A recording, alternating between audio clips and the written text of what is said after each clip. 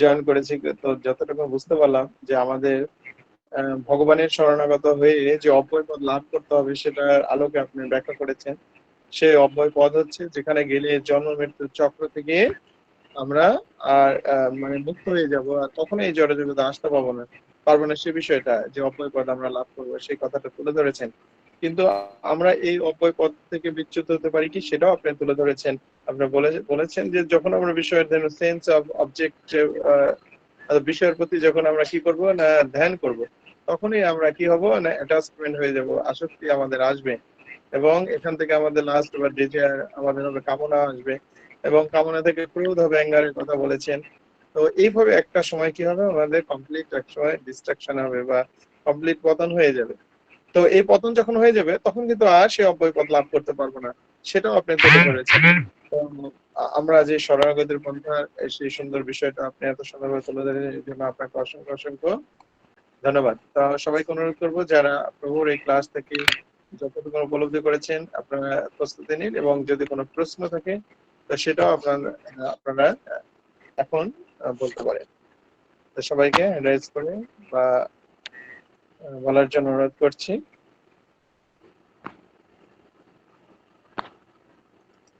আমরা hand rise পাইনি, তো আপনারা হ্যান্ড রাইজ করার চেষ্টা করুন। মানসিক ভাবে আমরা চলে যাব একটু আমাদের মনমোহন মুরারি এই প্রভুর কাছে।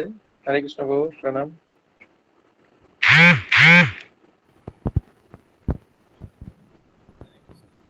প্রভুপাদ হরি বল।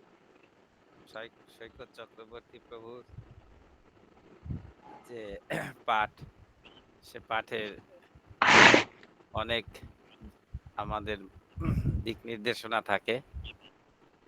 তো আজকের যে শ্লোকটা শরণাগতির উপর, সেই শরণাগতির পয়েন্টগুলা তিনি একটা একটা করে আলোচনা করেছেন, এবং তার সঙ্গে সমন্বয় ঘটাতে গিয়ে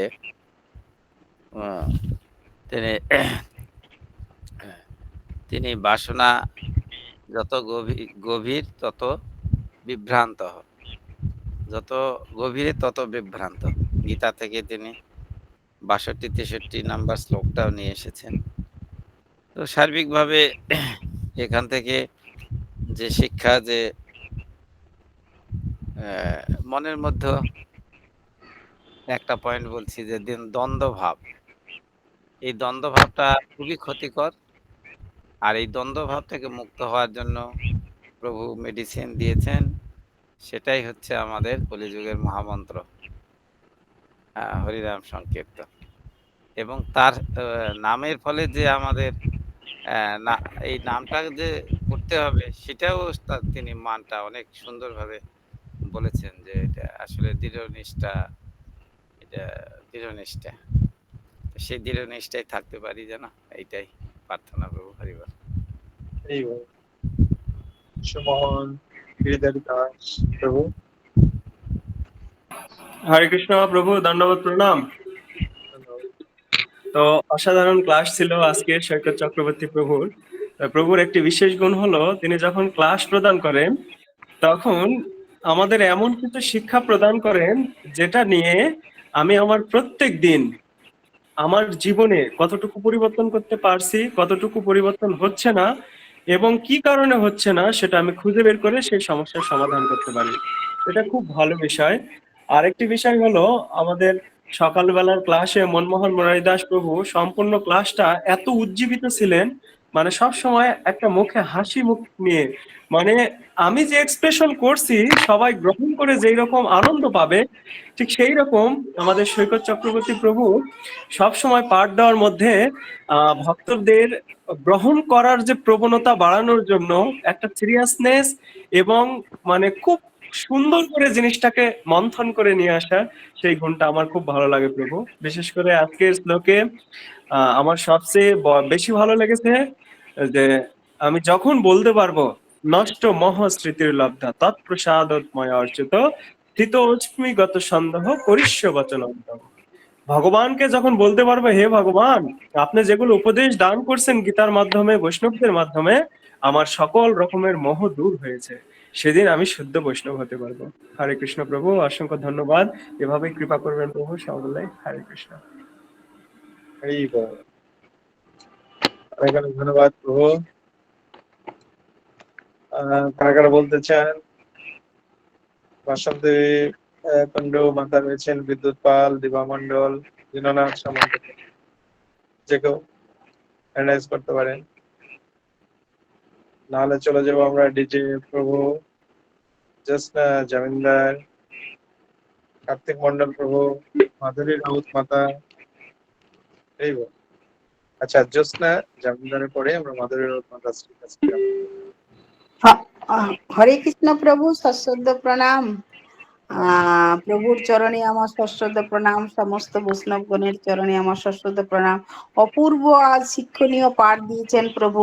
তো আমরা আমাদের শরণাগতি নিয়ে তিনি খুব সুন্দর বলেছেন। লাস্টে তিনি বলেছেন ভগবানের কাছে কিরকম ভাবে বন্ধুর মতো হয়ে গীতা আমাদের যে আমাদের কাছে যে একটা মানে প্রেমের পত্র, সেটাও তিনি খুব সুন্দরভাবে বলেছেন। ভগবানের কাছে কিরকম ভাবে চাইতে হবে, কিরকম ভাবে ভগবানের সাথে কথা বলতে হবে, এটা অপূর্ব লেগেছে। যে সত্যি আমরা এটা করে উঠতে পারি না ভগবানের সঙ্গে আমরা, মানে ওই বৈধি ভক্তি ভাবটা নিয়ে আসি, কিন্তু যে প্রেমের যেটা ভাব তিনি এখানে বলেছেন, সেই জিনিসটা আমরা অনেকে আমরা আনতেই পারি না। আর মোহর মধ্যে আমরা পড়ে আছি।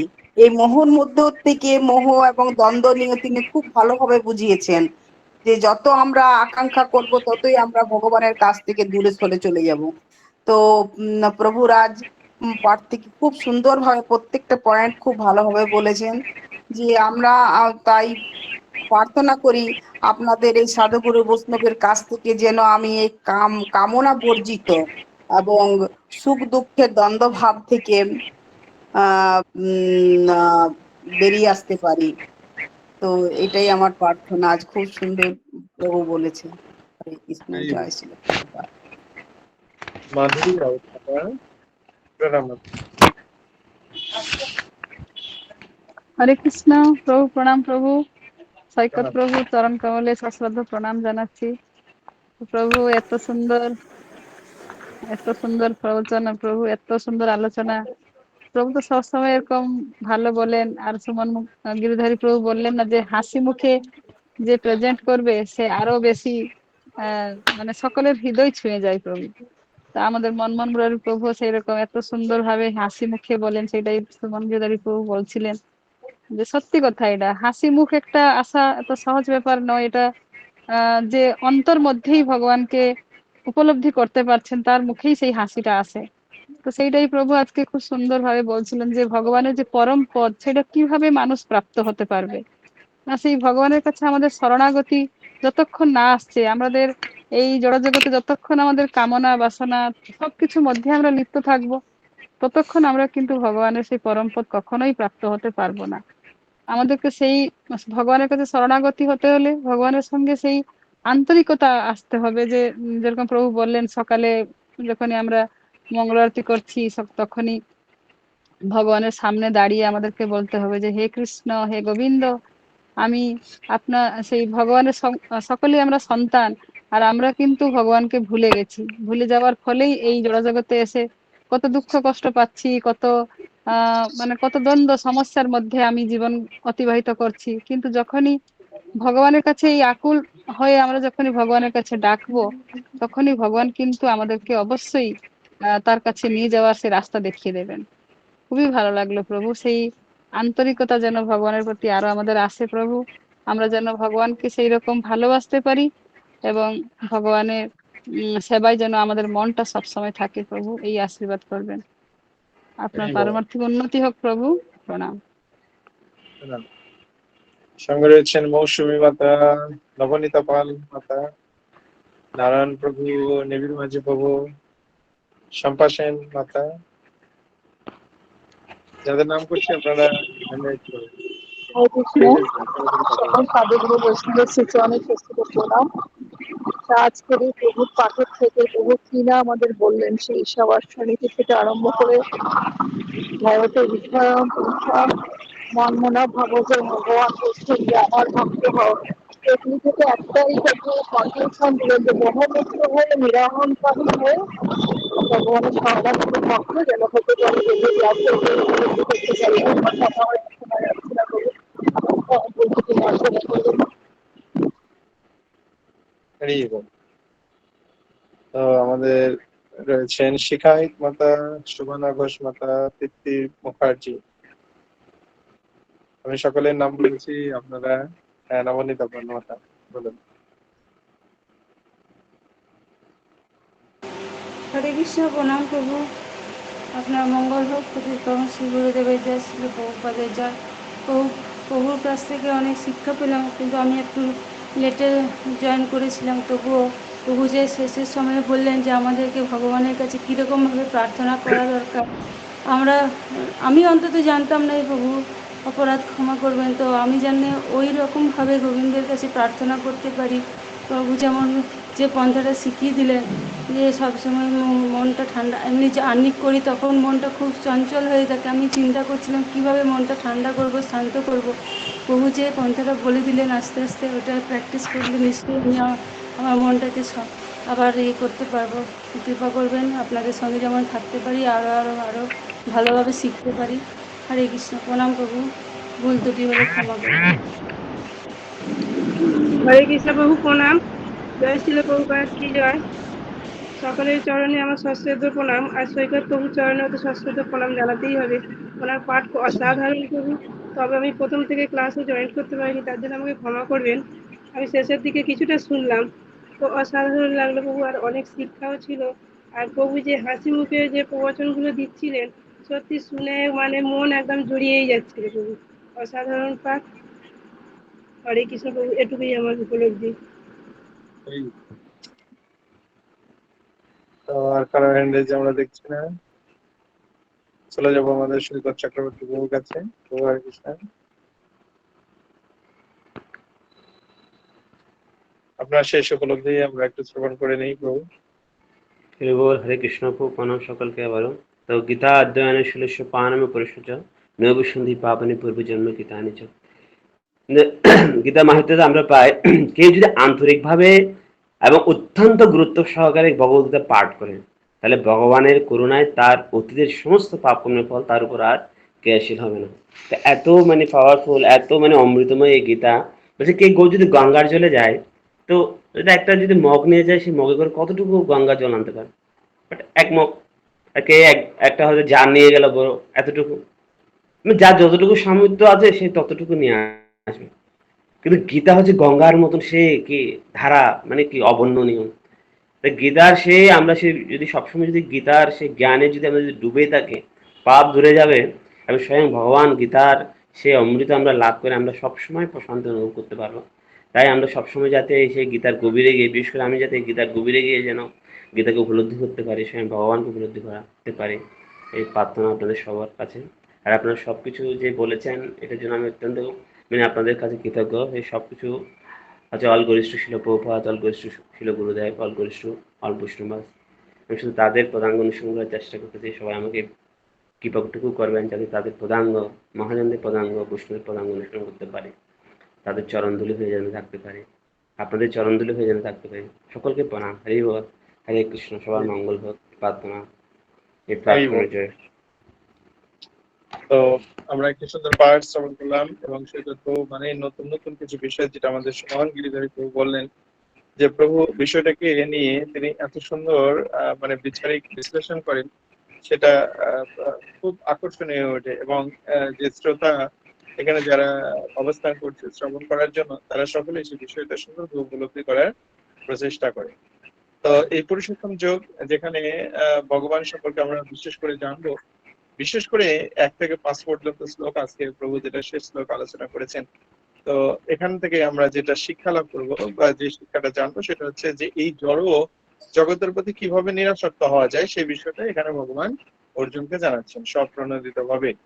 তো বলেছেন যে আমরা এই জড় জগতের প্রতি কিভাবে নিরাসক্ত হব না, আমরা অভিমান শূন্য হব, আমরা মোহ শূন্য হব, আমরা এমন সঙ্গ করবো যে সঙ্গে কৃষ্ণ কথা আলোচনা হবে, আমরা বিচার অবশ্যই থাকবে, কি নিত্য এবং অনিত্য বিচার পরায়ণ যেন আমরা হতে পারি। এটা কেন? কেননা আমরা বিচারটা এমন হবে যেন সেটা পজিটিভ হয়, যে নিত্য এবং অনিত্য, যে আমরা আমরা নিত্য সেই ভগবানের সঙ্গে যেন আমরা যুক্ত হতে পারি। তারপরে আমাদের কি হতে হবে না, কাম থেকে নিজেকে যেন নিবৃত করতে পারি, সুখ দুঃখ কে সমানভাবে যেন ভাবতে পারি, আমাদের মধ্যে যেন দ্বন্দ্ব ভাব না আসে, এবং এইভাবে আমরা যেন ভগবানের শরণাগত হতে পারি। তো এই যে এই জড়জগৎ থেকে আমরা মুক্ত হওয়ার কথা ভগবান এখানে সুন্দর অনেকগুলো বৈশিষ্ট্যের কথা এখানে বলেছেন, যেটা থেকে আমরা এগুলো জানার ফলে আমরা নিজের মধ্যে যদি সেটা প্রয়োগ করতে পারি, আমাদের মধ্যে যদি এই বিষয়গুলো যে কোনো একটি থেকে থাকে, একটি বা দুটি বা একাধিক থেকে থাকে, আমরা আস্তে আস্তে সেগুলো বর্জন করে আমরা যেন মানে পূর্ণরূপে শরণাগত হয়ে সেই ভগবানের অব্যয় পদ, ভগবানের ধাম গোলক বৃন্দাবনে যেন নিজেকে যেন প্রস্তুত করতে পারি। তো অসংখ্য অসংখ্য ধন্যবাদ।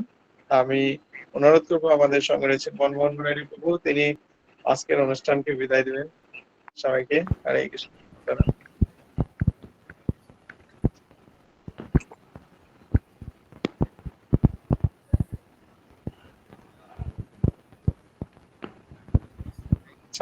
সাউন্ড আসছে না।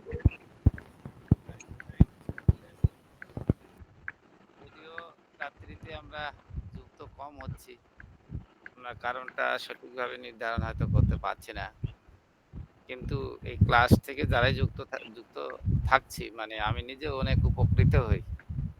হ্যাঁ, সুন্দরভাবে এটা পরিচালনা হয়।